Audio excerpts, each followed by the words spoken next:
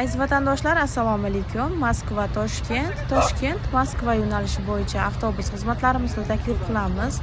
Moskvada ishlab yurgan hamyurtlarimiz bizning avtobus xizmatlarimiz orqali vatanga qaytishingiz mumkin. Reyslarimiz har kuni bemalol ekrandagi raqamlarga qo'ng'iroq qilishingiz mumkin. Rossiyskiy raqamimiz +7 909 942 25 25.